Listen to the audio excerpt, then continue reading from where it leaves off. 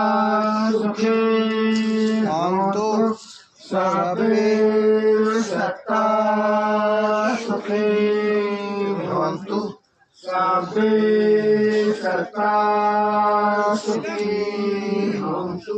सभी प्राणी सुरक्षित से रहें, सभी अच्छे भलाई के कार्य करें, कोई भी उसका भागी ना हो। ये जो गाथा है सब सुख गाथा।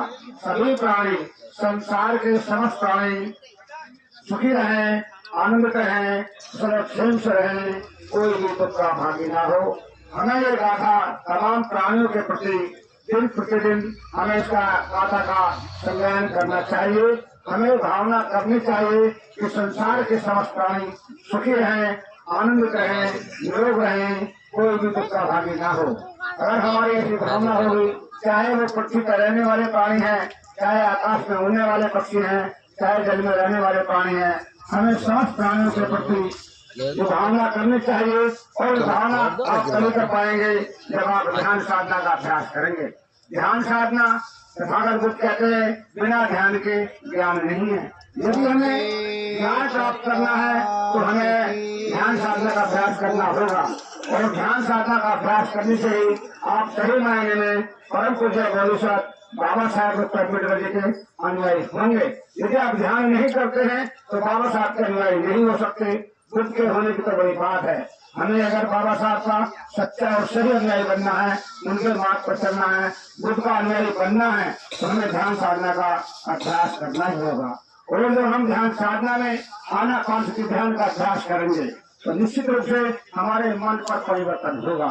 और बुद्ध कहते हैं मन का परिवर्तन ही सबसे बड़ा परिवर्तन है।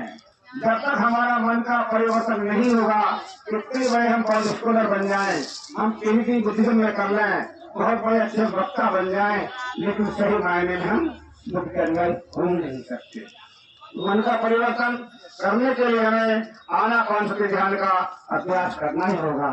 और तमाम प्राणियों के प्रति मैत्री अगर हमें करनी है तो हमें मैत्री भावना ध्यान साधना का अभ्यास करना ही होगा। लेकिन लोग करते क्या है, खाने पे, पीने पे, कपड़ों पे, ड्रेस पे, इन सब चीजों का ज्यादा ध्यान देते हैं। हमें केवल बुद्ध की जो शिक्षाएं हैं, क्योंकि बुद्ध का धर्म परम पूज्य बोधिसत्व बाबा साहब डॉक्टर अम्बेडकर जी ने बड़े कठिन परिश्रम, बहुत तमाम ग्रंथों का, तमाम धर्मों का अध्ययन करने के पश्चात उन्होंने कहा उन्हें घर वापसी। बौद्ध धर्म में जाना, बौद्ध धर्म का अनुपालन करना ये हमारे घर की वापसी है। क्योंकि हमारे जो पूर्वज थे वो तमाम बौद्ध थे। हम महान सम्राट अशोक, महान सम्राट कनिष्क, महान सम्राट चंद्रगुप्त मौर्य जो हमारे पूर्वज थे, हम सब उनके वंशज हैं। और हमें इस बात का हमेशा एहसास होना चाहिए कि हम इस देश के बहुत राजाओं की संतानें हैं। हम इस देश के लिए बहुत राजा महाराजा रहे हैं। जो चक्रवर्ती सम्राट महान अशोक, चक्रवर्ती सम्राट चंद्रगुप्त मौर्य जैसे कि हम जो राजा हैं, हमें इस बात का, जिन्होंने पूरे देश के अंदर इस बौद्ध धर्म के लिए सम्राट अशोक ने 84,000 स्तूपों का निर्माण कराया। हम उसको हमें वापस लाना है।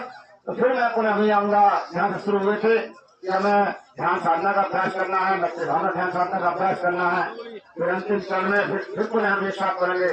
सर्वे सत्ता सुखी होन्तु, सर्वे सत्ता सुखी होन्तु, सर्वे सत्ता सुखी होन्तु, सर्वे सत्ता सुखी होन्तु, सर्वे सत्ता सुखी होन्तु, सर्वे सत्ता सुखी होन्तु, सर्वे सत्ता सुखी होन्तु, सर्वे सत्ता सुखी होन्तु, सर्वे सत्ता सुखी मैंने चढ़ाऊंगा पूरा सर्वे सत्ता सुखी होन्तु, सर्वे सत्ता सुखी होन्तु, सर्वे सत्ता सुखी। चला दिया आपने? मैं आ रहा हूँ। सर्वे सत्ता सुखी हन्तु सर्वे सत्ता सुखी हन्तु सर्वे सत्ता सुखी हन्तु सर्वे सत्ता सुखी हन्तु सर्वे सत्ता सुखी हन्तु सर्वे सत्ता सुखी हन्तु सर्वे सत्ता सुखी हन्तु सर्वे सत्ता सुखी हन्तु सर्वे सत्ता तो तुझे मैं ना जाऊँ सबकी बनाऊंगा सारी ने डिलीट मार गुस्सा ही ना करे करो बस हम बिल्कुल अंतिम श्रद्धेय चरण सिंह जी सर्वे सत्ता सुखी हन्तु सर्वे सत्ता सुखी हन्तु सर्वे सत्ता सुखी हन्तु सर्वे सत्ता सुखी हन्तु सर्वे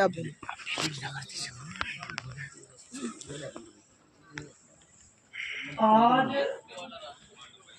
मेहंदी जी के पुण्य अनुमोदन कार्यक्रम में सभी उपस्थित भाई बहन समाज के मेरे सुख दुख में साथ रहने वाले मेरे गांव से आए और आसपास के जितने भी मेरे धर्म मित्र हैं संघ मित्र हैं उन सभी का मैं जो आभार व्यक्त करता हूँ तो और आगे मैं आपसे ये अपेक्षा करता हूँ कि मेरे साथ जैसे इस दुख की घड़ी में सभी हो सभी मेरे साथ रहे हैं तन मन और धन से ऐसे रहेंगे और मैं ये आज एक पवित्र प्रतिज्ञा करता हूँ कि जैसे मैं पहले समाज के साथ था उससे थोड़ी और गति से आगे सभी के साथ रहूंगा और सभी का बहुत बहुत साधुवाद बहुत बहुत साधुवाद बहुत बहुत साधुवाद और जो जलपान की व्यवस्था है तो सब जलपान लेके जाएं तब तक करुणा बनी रहे सभी दुनिया के प्राणी सुखी रहे मैं